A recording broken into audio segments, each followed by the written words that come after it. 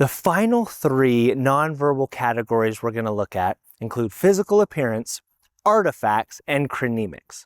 Now the first one, physical appearance, pretty basic.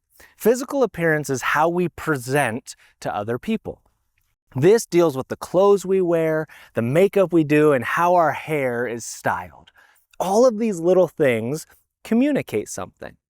Now, if you're just hanging out on a lazy Saturday and you're home alone, likely you're not getting all dressed up. You're probably in sweats, feeling very casual because that's comfortable.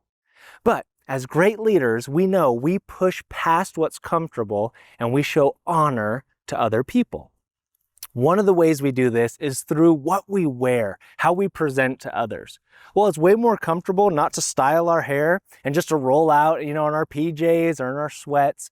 When we go to a meeting or when we have an official office event or we're just showing up to work in person, we want to show I'm aware socially of what's normative in this group, and I want to show up for others in that way, not just do what works for me.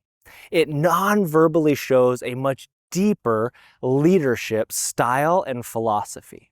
All right, so that one's pretty basic. The next one is super fun. Artifacts. Now, a lot of times people don't think about physical objects communicating something, but artifacts, physical objects, communicate so much. Think about your office.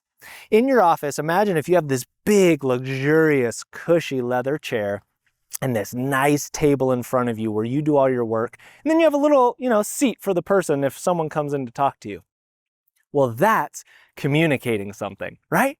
It's communicating a variety of different things, but before we even dive into that, imagine this. Imagine you take your desk and you put it against the wall, and you still have your chair, but when people walk in, there's now physically no artifacts in between you. It's this open space, and when they come in, you turn to them, and now it's this open connection. And then, let's just make this an even better picture. You have your nice leather chair, it's all ergonomical for you. But for them, you have this really nice, cushy leather chair. Maybe you even have a little massage thing on it so they can hang out where people feel welcomed and they want to come to your office. Now that sounds amazing. You're communicating something. You're communicating that you want to connect with others. Now, the biggest pushback I get to this is, but what if they come and then I don't get any work done? Well, I'd say, first of all, what a great problem to have that people want to connect with you and they feel safe enough to do so.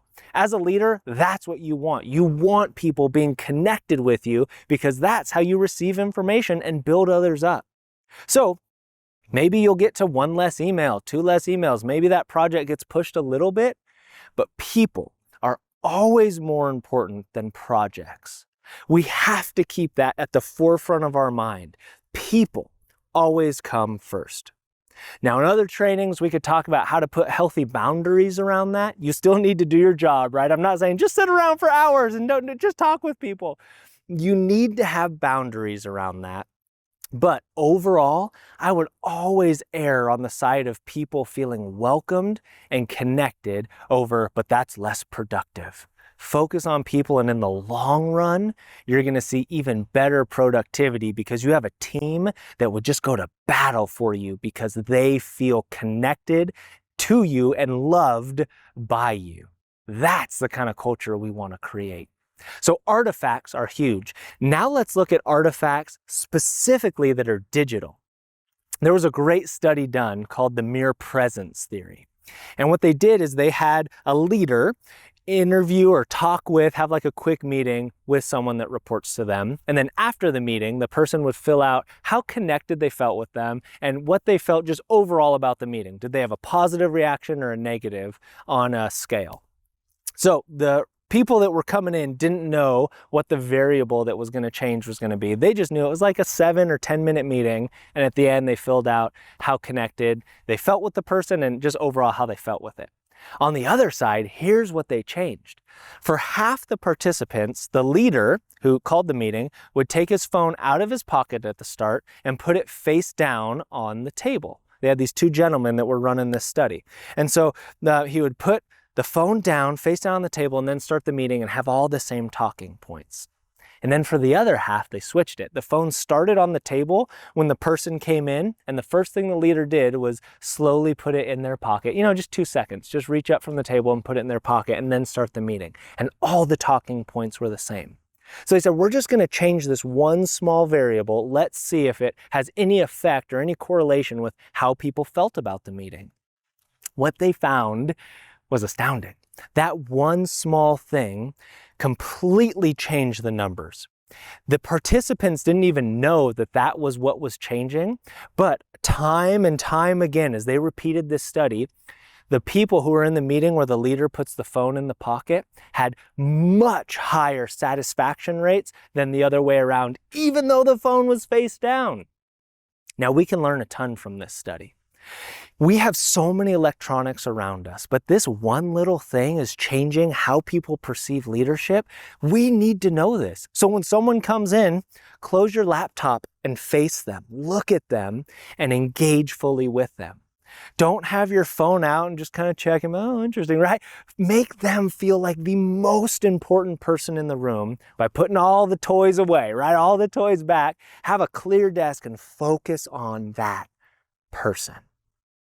Artifacts are huge and often overlooked, but not by you. Now you know how to change and manipulate little things to elevate and encourage and honor others.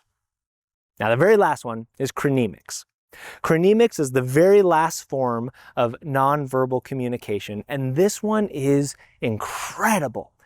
People often forget these last two, that we're communicating things, whether it's through a physical object or time, things that are often left out as you ask people, what's nonverbal communication? But they are so impactful. So think about this. If you get an email and a day goes by, then 2 days go by, 3 days go by, and then you get back to them, that's going to be perceived a certain way versus if you were to reply immediately, let's say like a second that it comes in, that would have two different ways of being received.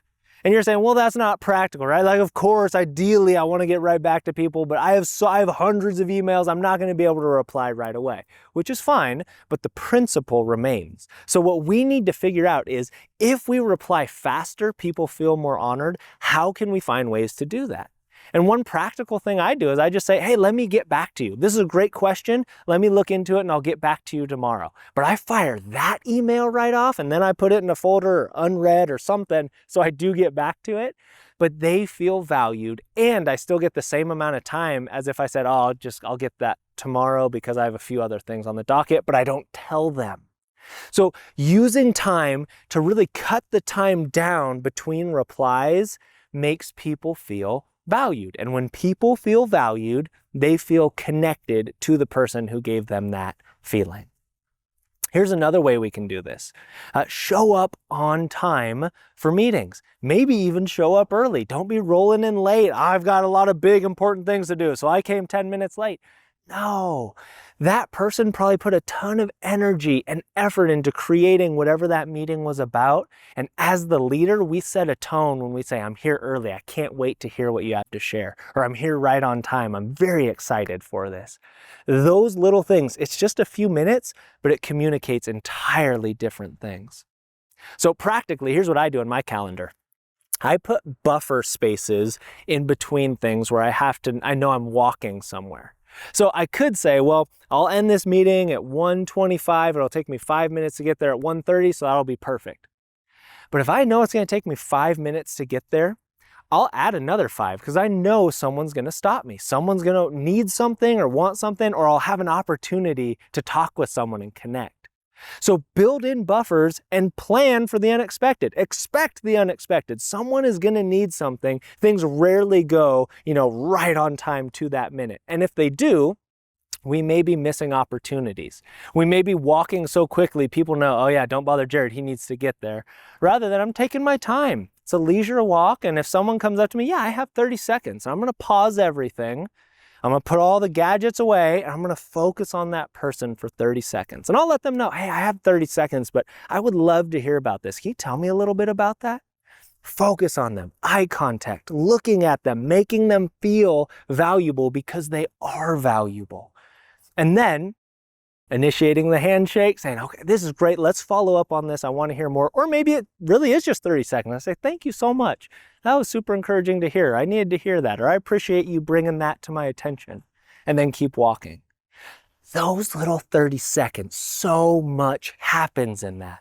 But if we're so stressed and our calendar is so packed that we miss those, then we're missing out on great leadership opportunities. So do less, but do those less things better. Do less, do better. Do less, even if that means cutting one meeting out of the day, do less and do them really well. Even if it's a walk from one place to another, do it well and be aware of everything around you and try to find ways by the end of the day today to encourage someone and connect with another human being through nonverbal communication.